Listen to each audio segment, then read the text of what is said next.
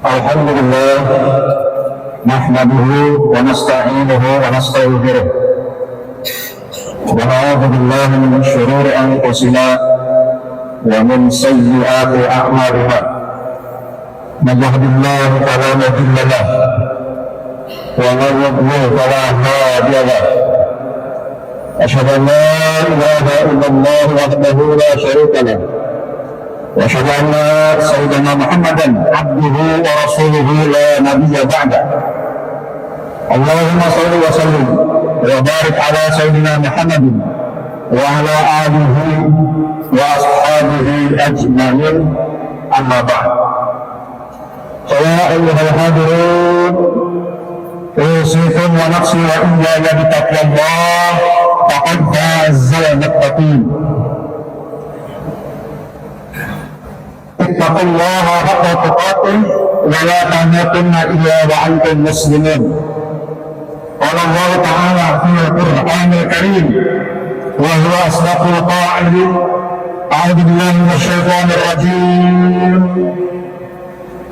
الذين امنوا وهاجروا وجاهدوا في سبيل الله باموالهم وانفسهم أعظم درجة عند الله وأولئك هم الفائزون. وقال رسول الله صلى الله عليه وسلم: إنما الأعمال بالنيات وإنما لكل امرئ ما نوى. ومن كان هجرته إلى الدنيا أو امرأة يصيبها يركها لا ما عجر إليها. صدق الله العظيم وبلغ رسوله النبي الحبيب الكريم، ونحن له على ذلك من الشاهدين والشاكرين، والحمد لله رب العالمين. Masyarakat muslimin dan jemaah mukminin rahimakumullah. Di kesempatan siang hari ini, topik tidak segan-segannya dan tidak jena-jenanya untuk menyampaikan satu wasiat pada diri pribadi kami khususnya dan umumnya untuk jamaah sekalian. Jadi kita bersama-sama meningkatkan ketakwaan kita kepada Allah Subhanahu wa Ta'ala.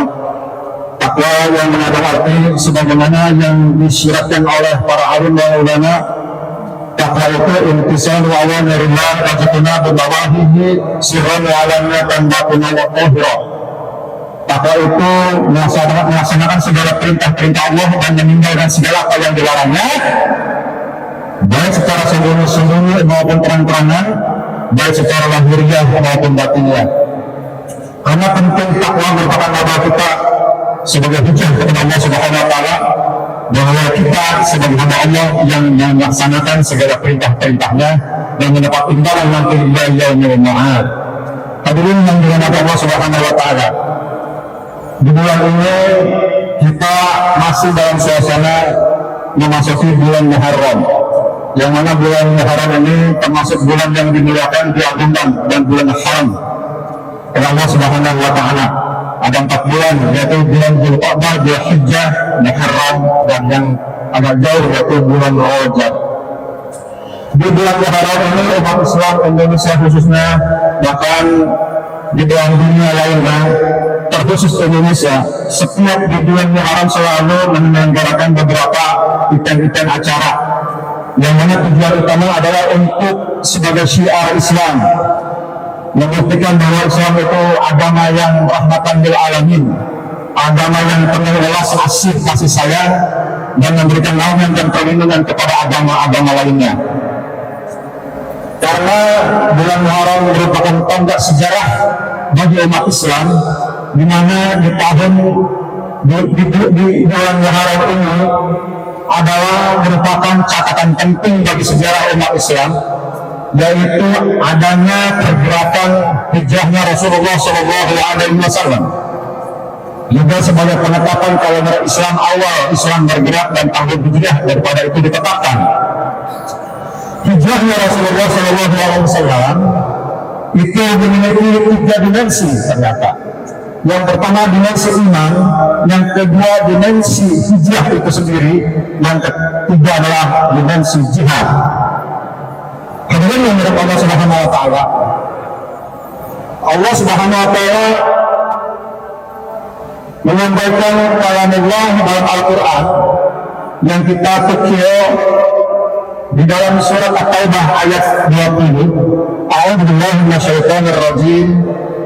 Alladzina amanu wa hajaru wa jahadu fi sabilillah bi amwalihim wa anfusihim a'zamu darajatan indallah wa ulaika humul faizun. Artinya Allah a'lamu birabbih.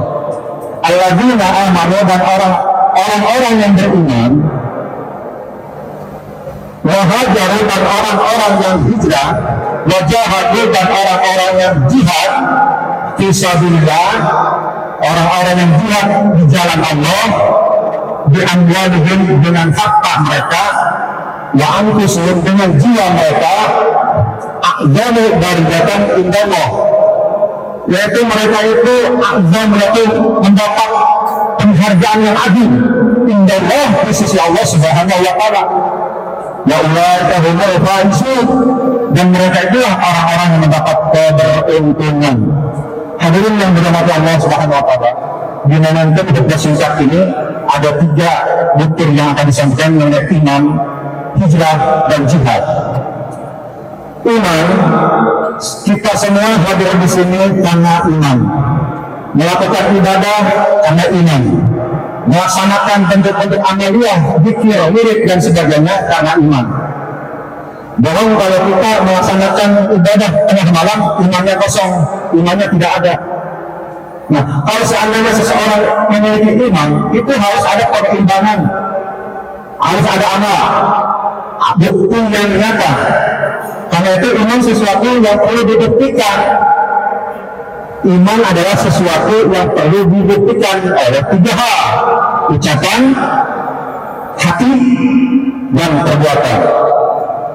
Iman itu sesuatu yang perlu dibuktikan, karena iman itu tidak nampak, tidak terlihat. Sama seperti halnya strum. Strum tidak terlihat, strum tidak nampak, strum tidak bisa diraba, tapi harus dites, perlu dibuktikan. Mikrofon ini bersuara karena apa? Ada strum. Lampu menyala di atas, kenapa? Ada strum. Kipas angin menyala, kenapa? Ada strum. Kalau ada strum, mikrofon tidak nyala, lampu tidak terang, kipas angin tidak muter, konslet. Begitulah iman. Kalau kita tidak melakukan ibadah, malas-malasan, saat kita untuk dipanggil untuk hijrah dan jihad, ogah-ogahan, tidak mau sedekah, ngaku beriman, bohong, perlu diperiksa imannya, konslet. Oleh karena itu, iman penting untuk mendorong 2 faktor, yaitu hijrah dan jihad. Hadirin yang dirahmati Allah Subhanahu wa taala. Allah menetapkan fondasi dasar untuk melaksanakan hijrah dan jihad adalah modalnya iman. Buktinya kan hijrah dan jihad kalau seseorang punya iman. Kalau tidak beriman, sulit. Pantas Rasul ditanya oleh sahabat, ya Rasulullah, tolong jelaskan apa itu hijrah. Rasul menjawab, jawabannya maksud hijrah tidak kemana-mana. Hijrah itu berat. Pantas Rasul hanya mengatakan 1 kata, berat. Nah, dalam konteks kekinian, kita tidak akan membahas masalah historis lalu hijrah Rasulullah SAW yang pertama ke Habasyah, yang kedua ke Makkah, memiliki pengikut yang cukup 13 orang doang. Kita tidak akan bahas, tapi kita akan urai bagaimana hijrah konteks kekinian. Hijrah menurut Isfahani, beliau ulama di abad ke-5, dia menyampaikan hijrah itu memiliki 2 dimensi pembagian: hijrah secara fisik, hijrah secara non-fisik. Hijrah secara fisik itu sudah dilakukan oleh Rasulullah di abad yang pertama, kedua, hijrah ke Habasyah. Yang ke abad yang ke-13 itu ke Mekah. Nah, itu ibadah, itu hijrah fisik, dan tidak ada hijrah fisik lagi, sudah selesai. Ada yang bilang, aku hijrah dari Cikarang ke Bogor misalkan hijrah dari Cikarang ke Bogor. Ada apa bilang anda ke situ? Apakah ada tujuan sesuatu? Nggak ada istilah hijrah sekarang. Saya mau dari Cikarang ke Probolinggo, tidak ada. Hijrah sudah habis ditutup berlaku waktu Rasulullah SAW hijrah dari Makkah ke Madinah, selesai. Tetapi ulama masih memberikan peluang bahwa hijrah itu masih dibuka dalam konteks manfus. Seperti apa? Dulu kita kurang semangat dalam beribadah di tahun-tahun yang lalu, sekarang sudah semangat. Dulu jamaah al-Mutmainah cuma 2 baris. Alhamdulillah mereka sudah bisa yakin dan semangat nambah yang ibadah sholat jemaah. Dulu kita sedekah, sedikit sedekah. Secara hijrah yakin sedikit sedekah. Dulu kita ibadah malam sedikit. Setelah hijrah sedikit ibadah malam. Dulu kita, istri kita enggan berhijab menggunakan jilbab. Sekarang alhamdulillah suaminya sudah menjadi panutan dan contoh di keluarga, istrinya jadi mau menggunakan hijab atau jilbab. Begitu juga anak-anaknya. Jadi hijrah itu diawali dari diri kita. Kalau suami memberikan contoh yang terbaik, maka itu akan diikutin. Pantas ulama, ya, itu hijrah dan jihad itu yang paling berat itu 2. 1 hijrah atau jihad kepada keluarga, yang kedua kepada teman lingkungan terdekat, berat. Banyak cobaan, banyak ujian, banyak cibiran, banyak durian, bahkan tidak menutup kemungkinan hal-hal yang tidak diinginkan terjadi pada saat berhijrah, berdakwah. Banyak sekali tantangan dan rintangan sebagaimana Rasulullah dan para anbiya yang lain menghadapi tantangan yang sangat sadis. Yang ketiga, jihad. Jihad dalam konteks adalah bukan untuk dipersempit. Jihad ini kita perluas. Jihad selalu dikonotasikan bahwa jihad adalah angkat senjata dan perang.